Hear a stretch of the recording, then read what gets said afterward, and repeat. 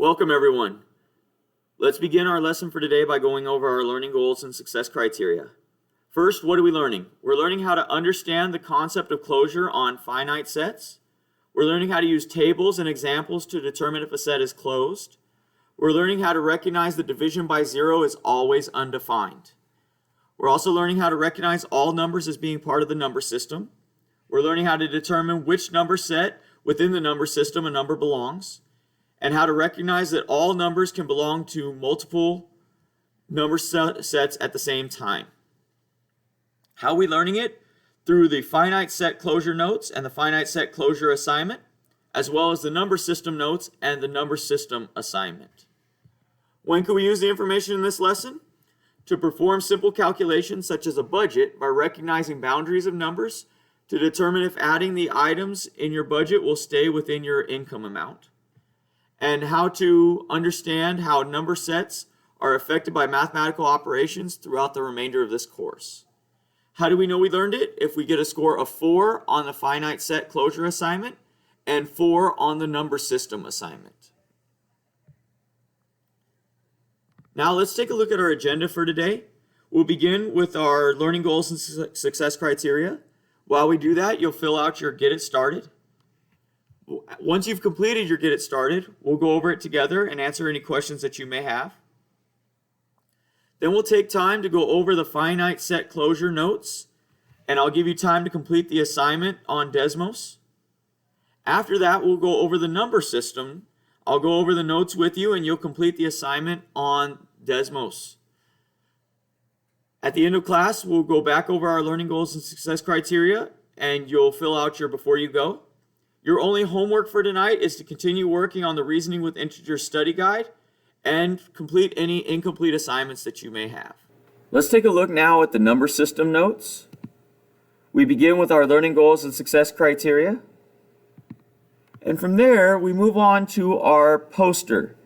And this goes with the assignment that you'll do on Desmos. So what I want us to do is we're going to talk about the different parts of the number system and talk about them in terms of the way we learn them. So when you first start learning your numbers, most people don't start with -6 or -2 or something like that. Most of us start by counting, right? 1, 2, 3, 4, 5. And that's what we start with. We call those the natural numbers. Those are the numbers that we learn naturally. Those are the first things that we learn. So we call those the natural numbers. And the symbol for natural numbers is n.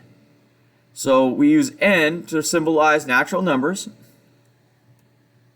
And some examples of this are 1, 2, 3, 4, right? That's what we learn first. Now, once we start talking about natural numbers and we start learning our numbers, after we know how to count up to 10, 20, 30, 40, the next thing we learn is there's a number that represents nothing. We have to add that in. When you say, how many apples do you have? We need to be able to say, I have no apples. So we learned that there was 0. And we call that whole numbers. Whole numbers are n with the little subtext of 0.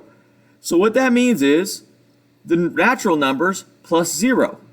So that's what we learned. We learned that there are natural numbers and then we learned there's 0. So examples of this would be 0, 1, 2, 3, 4, 5, etc. Now, once we learned that there was 0, the next thing we learned was, hey, there's numbers on the other side of 0 also. We learned that there were negative numbers, and we call those integers. And the symbol for integers is z. So these include all the whole numbers, so all the natural numbers and whole numbers, but the negative versions of them as well. So it includes -2, -1, 0, 1, 2, etc. So that's what we learn next. After that, we learn that there are what we call non-negative rational numbers. Now, what is a rational number? It's a fraction. So we learn there's numbers between 1 and 2, between 2 and 3, between 3 and 4, etc. So we learn that there are numbers between. And at first we learned that these fractions are positive. So that's where the non-negative part comes in, and then rational numbers just means fractions. So these were positive fractions. So the symbol for that is Q, which is a symbol for rational numbers or fractions. And then the plus sign here stands for positive only. So examples of this would be 1/4, 1/2, 3/4, and 1/1, which is 1. So if you notice, 1 isn't been included in every set.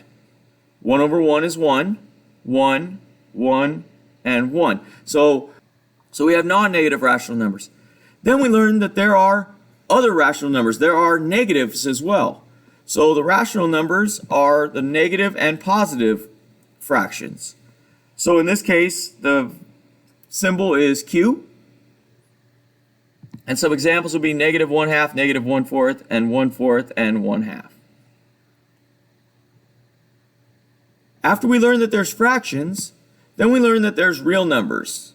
So real numbers are numbers that can be found on the real number line, but can't be written as fractions of integers. So real numbers, the symbol is R. And some examples of this are like pi, square root of 2, e, ln. Those are all examples of real numbers. After real numbers, we learned that there were complex numbers. These are the imaginary numbers. The symbol for that is C. And some examples of these would be like I, 2 plus 3i, and square root of -1. So all of these would be complex numbers. So this is the number system. And what you should notice, like I said earlier, is numbers like 1, for instance, are in every set. So any number that's here in the natural numbers is also a whole number. It's also an integer. It's also a non-negative rational number. It's also a rational number, and real number, and complex number. And it continues to work its way down. So every integer is also a rational, a real, and a complex. So we can continue to look at this and work our way down. So every real number is also a complex number. So numbers can belong to multiple sets at one time, but there's only one set where they directly fall in. It's the first instance of them falling into the set. Let's talk now about how to sign in to Desmos to complete your work. So what we're going to do is you're going to click on the link to go to the assignment, and it should take you to a page that looks kind of like this. And right here where it says sign in with Google, we're going to click there.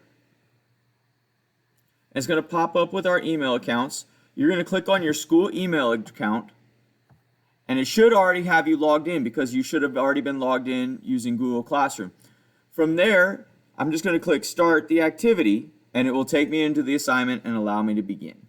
So that's how you will log in to Desmos using Google. Let's talk now about how to complete the number system assignment. If you look at the top of the page, you have your learning goals and success criteria here. If you scroll down, there's a link here to the Desmos activity. We're going to go ahead and click on that link, and it takes us to the number system assignment. We're going to go ahead and click Start the Activity. It begins with our learning goals and success criteria, and if we click Next, it'll take us to the table that represents the number system. So the first thing we need to do is we're going to go ahead and type in the first part of our number system using the notes that we just went over. So the first thing is natural numbers. So we'll just go ahead and put natural numbers. So that's the first part of our number system.